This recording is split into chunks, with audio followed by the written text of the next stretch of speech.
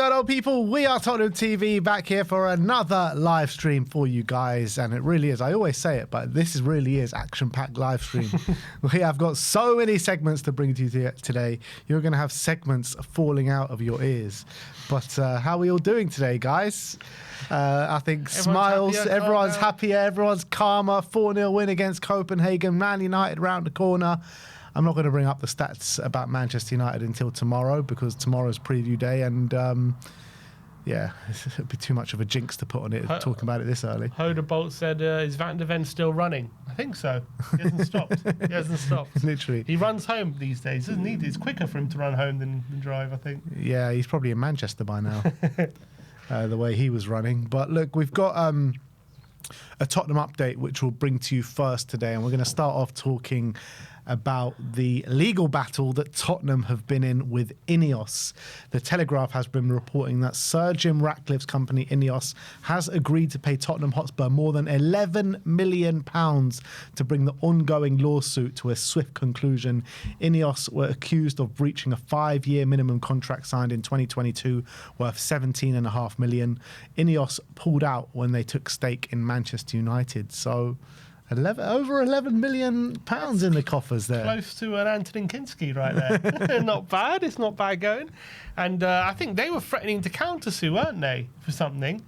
And it looks like they've been caught with their tail between their legs because it hasn't quite worked out. They were refusing to pay. I thought it was, from my recollection, I thought it was a couple of million, but...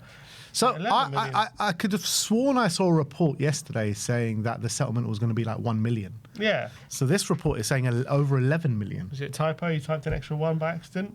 Maybe. Surely. I'd prefer to stick with the 11 than the 1. No way is it 11. But 11 million is a hefty price. I mean, surely the sponsorship deal... Maybe it was. Well, I don't know. Maybe it was that much. But No, it says the sponsorship deal was worth 17.5 million. Yeah, but they paid a bit of it, didn't they? I guess they didn't pay 11 million of it, I'm guessing. Okay, then that makes sense then. That's 11 million. There you go. Look, to be fair, it's a hefty amount of money, but they were due to pay it. It's money that's owed to us. It's not like it's not like a settlement agreement about of money that we weren't expecting. That was money we agreed. They're just paying the agreed amount of money. So it's what it is. Yeah. It's good. It's good we got it. And maybe that squeezes that Manchester United purse a bit more, hopefully. Let's hope so. Let's hope so. But it's interesting this as well kind of gets settled, or the news comes out on the eve of the Spurs Manchester United game as well. If Levy was still here, we'll be calling it a Levy masterclass. But we don't have to anymore. Yeah, it's an ENIC masterclass. Yeah, exactly. Let's talk about Mohammed Kudus then, because Jake Sanders from The Sun has been bringing us kind of quotes from Mohammed Kudus, and he claims that Tottenham summer signing Mohammed Kudus has told the media that his injury is getting better and he is hopeful of facing Manchester United in the Premier League on Saturday, and obviously it'll be a welcome return. We did fairly well without him. Brennan Johnson, I think, as well, on that right-hand side in his own right, has been playing better over the last 3 games. Obviously got a pretty impressive goal on the week during the week against Copenhagen, but Mohammed Kudus just offers us so much more, doesn't he?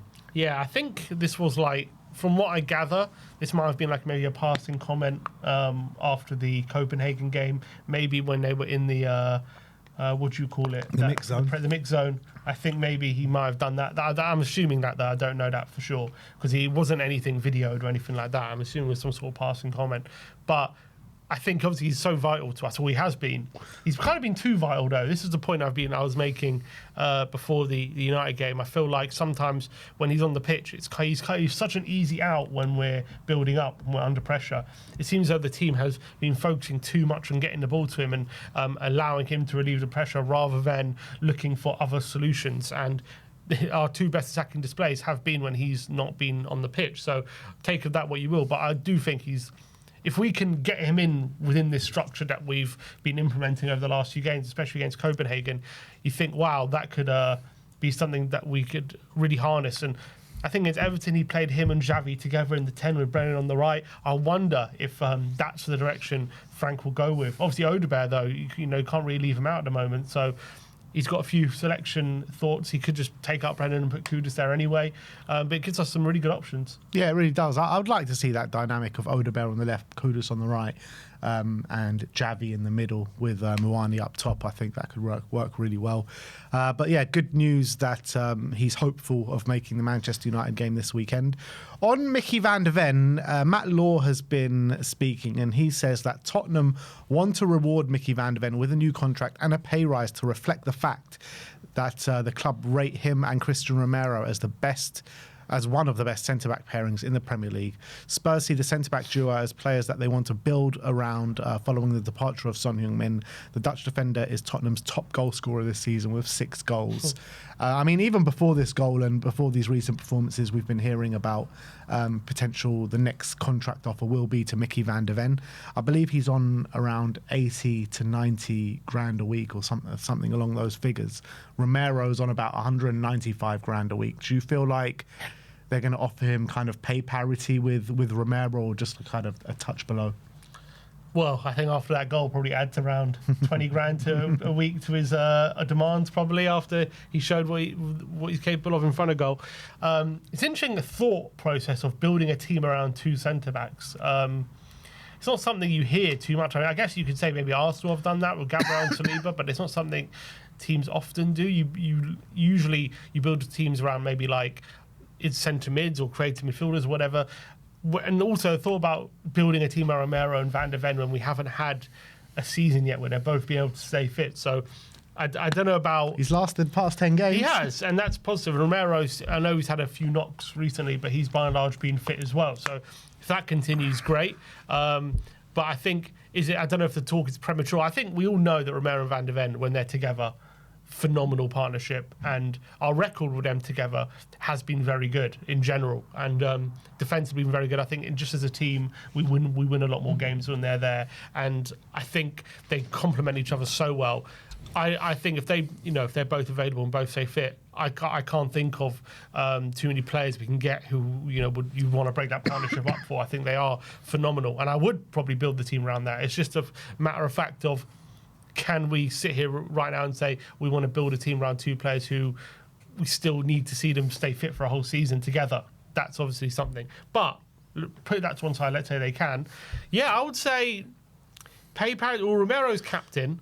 Obviously, he's a bit more of an experienced player. So you're probably thinking he goes up to 150, 160. I don't know if he does pay parity. But look, if he does do pay parity, fine. But I would argue if he goes pay parity Romero, you might have Romero knocking on your door in a few months' time saying, hey, I'm the captain of this team, I'm World Cup winner, experienced player, I should be the top earner. That I think his agent would be only doing his job if he did that, if you know what I mean. So That's why I would say probably Van der Ven, probably goes up to like 150 or something, but a significant rise, yeah. Yeah, I would say, between 150 and 170, around about that ballpark figure. And I think it's what his kind of ability deserves, to be honest. One of the best centre-backs in the Premier League. I think when you're talking about building a team around 2 centre-backs, I don't know if it's building a team around them is kind of the best way to explain it, but it's just so vital and so important to have that duo at the back, that kind of base that like we had with Jan Vertonghen and Toby Alderweireld, like Arsenal have with Gabriel and Saliba. It's something that you can build on and can build.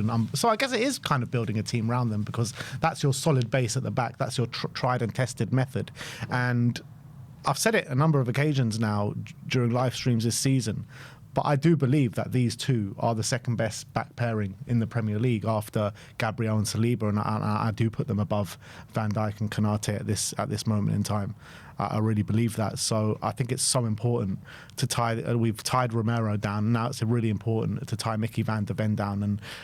And I think the way we play now, as we've deviated from Ange Ball and Ange Postecoglou and that high line and the way he had to make all those sprints back pretty much every game, I think it will do the world of good, and probably has done the world of good of keeping those hamstrings nice and safe.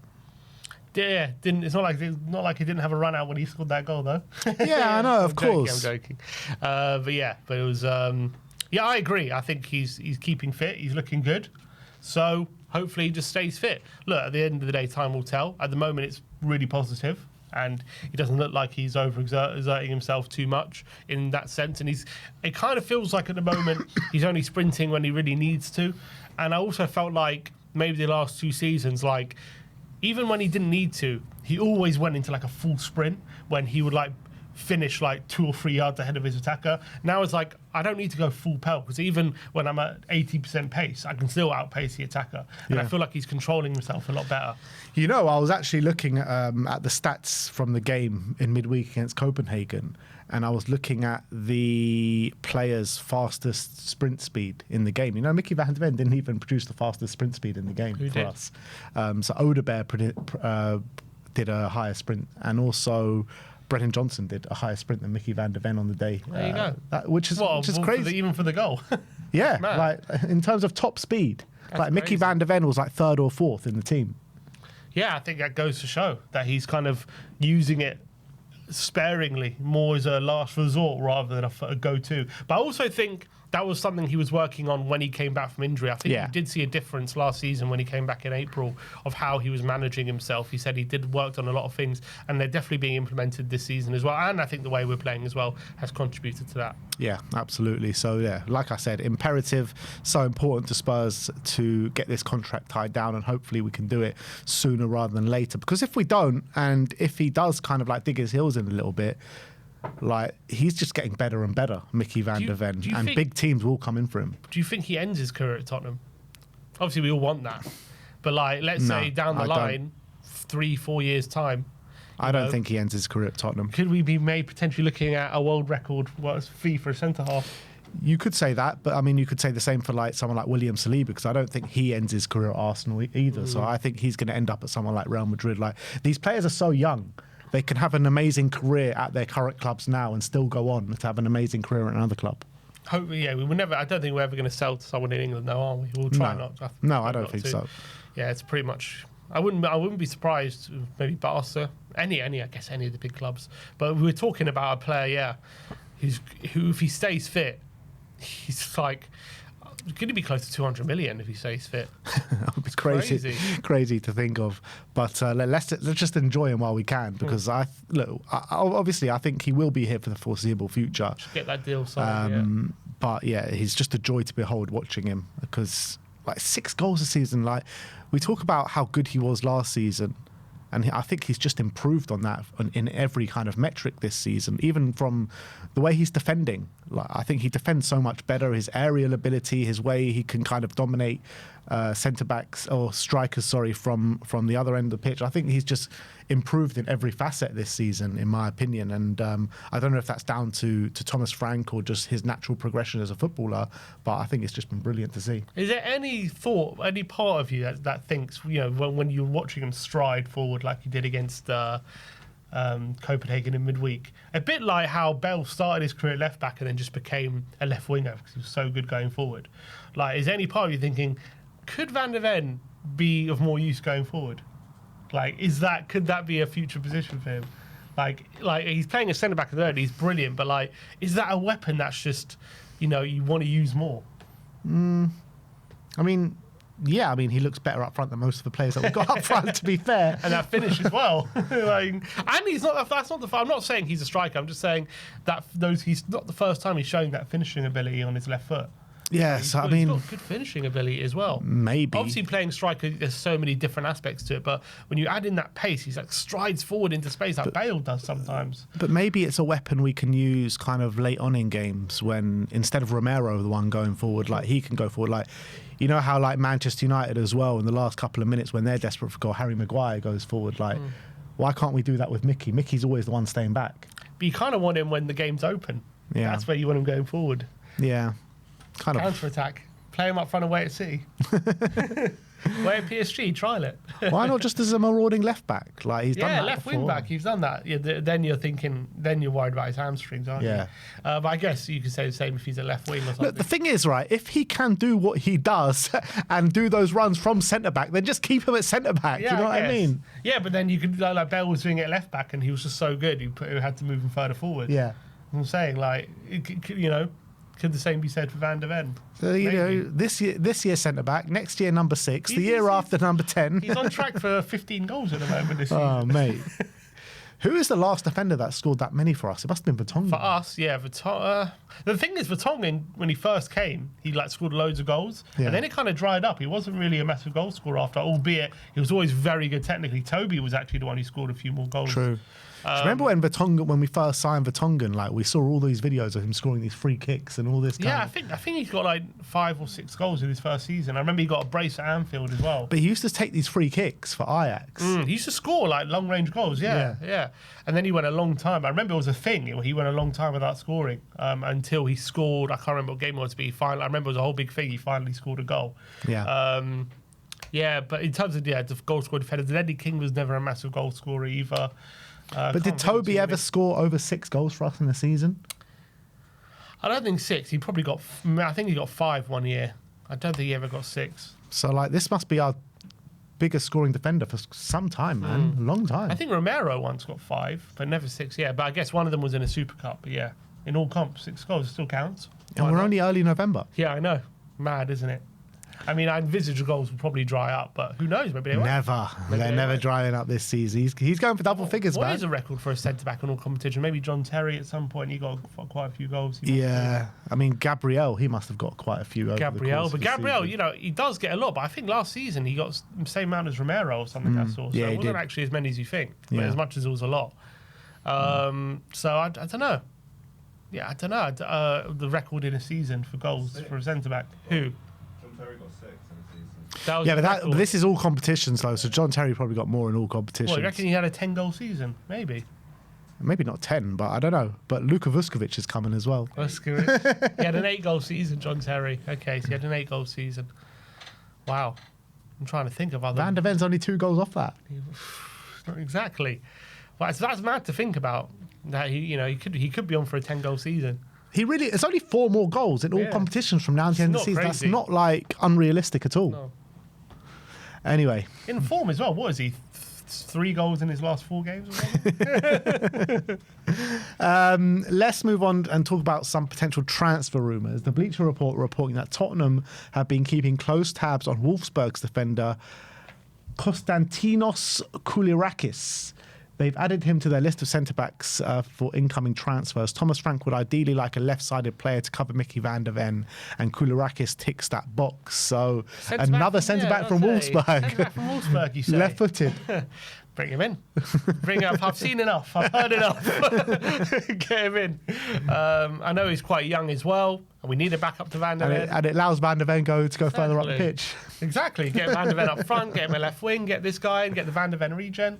In all seriousness, though, Wolfsburg do have a previous, Lacroix came from them, Van der Ven's come from them, so they really do have a good scouting network for centre-backs, don't they? So, look, I don't know too much about him, in all honesty, but it seems as though that they've replaced Van der Ven with a younger, also tall, left-footed guy playing there. So I wouldn't be. We know we need another centre. I say that we're so stocked with centre backs, but we do need another one. We need a left-sided one. That's what we need, because we don't no natural replacement for Mickey van der Ven. And I don't even know if can we call Takai even an option at this point. I don't know if the thought is to bring him in at the moment into the first team. So Dragoshin, hopefully this will be one after this game. Maybe he'll be available after this game. It's strange with Takai because we don't know when he's going to come back. But the last we heard that Thomas Frank did say with Takai that when he comes back, he likes what he's seen and he will be an option. So yeah, he says it, but will he? That's the question. Yeah, actions speak louder than words, and also you got to remember, he's barely trained. I don't think with the team. Yeah. He hasn't even gotten 1 minute yet. Whether that be pre-season, whatever. So he hasn't even been on the bench, has he? He hasn't even been on the bench. So I doubt, even just from a bare face of a fact of him being ready to start games for a Premier League team, regardless of Frank considering him an option, he's not going to be ready probably till the new year, I'd assume, to start games. And then some, probably. So, yeah, I'd loan him out. next up, we're going to talk about Yann Bisseck again, as Gazzetta dello Sport saying that Inter Milan's Germany defender Yann Bisseck is keen on a move to England. West Ham are one of the possible destinations, with Nuno set to be given funds in January. However, Tottenham have been scouting him too, as they prepare for the loss of either Christian Romero or Mickey van der Ven. Oh, no. Not having that. Get out of here, Gazzetta d'Italia. No chance. We're not preparing for no loss here. Romero just signed a contract. Van der Ven's about to sign one himself. We're not preparing for nothing. Yeah, I don't know what's gone. Get out of here. First of all, obviously, I agree with that. But what has gone on with Yann Bisseck this year? He's only played 3 games. And yeah, the new manager hasn't really fancied him.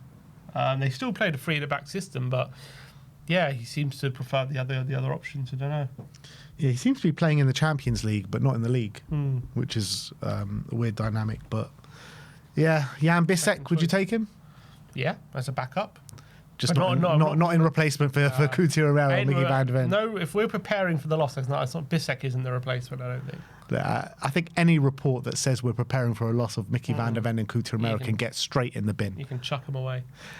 So let's swiftly move on, as there's a report from Felipe Silva of ESPN Brazil that says Aston Villa and Tottenham have made first contact over a potential move for Igor Thiago. The 24-year-old has scored 7 goals in 11 games for Brentford this season and has a market value of 20 million euros. I really like what I see from Igor Thiago this season. A battering ram up front, physical, finishing ability. I really like him. Yeah, he surprised me, to be honest, because I really thought after being ruled out for so long, and as well, you know, with the kind of expectation of replacing Mbeumo and Wissa last season, he scored so many goals, is that going to be too much responsibility on his shoulders? But he's taken it into his stride. Him and Sade are doing a very good Mbeumo and Wissa kind of replacement, reenactment, should you say. He's really surprised me, not just with his physicality, but his pace as well. He definitely has the pace for running behind defenders and getting behind, and got a very good left foot as well. So I like him. I do think Brentford are getting the best out of him in the sense that they always have him just on that last line, playing him in behind. And, you know, Brentford are just afforded that space. And, you know, at Tottenham would be different. But look, we have 3 strikers here at the moment. While that's the case, I don't see us going for Igor Thiago. Maybe in the summer, if that changes. And obviously Frank's the one who brought him to the club, isn't he? So he knows him well. So maybe that's one. But I wouldn't... look, if the thing is, if we're signing a striker, let's say Muani doesn't work out, we want to sell Richarlison, you would think we'd probably go someone better than Thiago. But he does look good. Maybe as a backup striker to whoever we sign, I don't know. It was obviously a data-led signing from Brentford, and obviously we know how that works in terms of the Brentford recruitment. I'm looking at kind of his previous. Like, he started off in Brazil, but once he moved to Europe, he went to Ludogorets, scored 15 goals in 32 games, and after that season he went to Club Brugge, and he scored 18 goals in 34 games. And this is pretty much his first season in the Premier League. And he's already like on the same kind of trajectory in terms of the amount of goals he's scoring, which is quite unbelievable, really. It's impressive. And that's what Brentford do. They find these gems. And they seem to have found another one here, a guy who's regularly scoring. And he was forgotten because I think literally on his debut or his second game, he picked up a big injury. He played 8 games last season. Was it 8 games? Okay, it was very early on. But he's battled back from that. Yeah. I think maybe, did he come back? I think maybe he came back late in the season. He might have done, yeah. But look, I really like him, and I would sign him, to be honest. I really would. And I think Thomas Frank clearly signed him for a reason and never got to use him much. So maybe he gets to use him now if he signs for Spurs. So I would sign him, to be honest. I think he's brilliant and good age as well. Good enough to be our number 1 striker? I think, he very well could be. He very well could be. Let's see how the rest of this season goes. But if he carries on scoring at the rate that he's doing all season, by the end of the season, I think everyone will be convinced. Yeah, but that's a big ask. Yeah, of course it is. Of course. Yeah. We have to wait and see. He's had a very good start. He's scored goals everywhere he's been, obviously, at much lesser leagues. So let's see how the rest of his season goes. But if Thomas Frank is convinced by the previous scouting and the previous data, and obviously now the new data in the Premier League, then I'm all for it. Last but not least, this is an interesting one. The France squad has been announced for the upcoming international break, And Randall Kolo Muani has been added into the France squad, which is unbelievable to think about because he's not played that much for Spurs, hasn't even scored a goal for Spurs, and straight back in the French squad. Back available, and obviously Deschamps is a big fan of him. He had a big say in the World Cup. Obviously missed that chance at the end, but he was a vital player coming off the bench, and he's one of these. I think he scored the winner against Morocco, and he scored in one of the other rounds as well. So he was obviously one of the players that Deschamps really liked, and he's one of those players who you know what he's going to offer with his physicality. He's always a threat. He's always going to work, give 100%. So look, clearly Deschamps really likes him, and even though he's not maybe done much so far for Tottenham, albeit it's difficult for him, Deschamps has got the opinion, if he's fit, he's going to be in my squad. That's kind of how he feels. Obviously, with the World Cup coming up this summer, I'm sure, Muani's going to have a good season. I doubt he could continue not scoring for the whole season and be in the squad. But right now, he's putting trust in him, it looks like. And he's giving him a vote of confidence. And you've got to remember, he was quite good for Juve. He also played in the Club World Cup for Juve. And obviously, he's been injured for a lot of that, or kind of lack fitness. And now he's only just coming back. So it's not like he's been completely out of form for a long time. It feels like that just because he hasn't played. But yeah, he's looked all right since he's come back into the Tottenham team. Yeah, I like him, to be honest. I like what he adds to the team. Just needs to work on that kind of the finishing touch. But even Frank said after the game against Copenhagen, he's still not fully fit there. He's still working on that fitness. So I think once that comes and that sharpness really comes, then I think you'll see him score quite regularly, I hope. Yeah, you can still see even the Copenhagen game where it was clearly his best game for us. He's still lacking that little bit of sharpness in front of goal, and yeah, I think once that comes, there'll be no stopping him. So look, that is your Tottenham update for today. Let me know in the comment section below your reaction to all the news that we've brought you. Would you take Igor Thiago at Spurs? Let us know in the comment section below. We are going to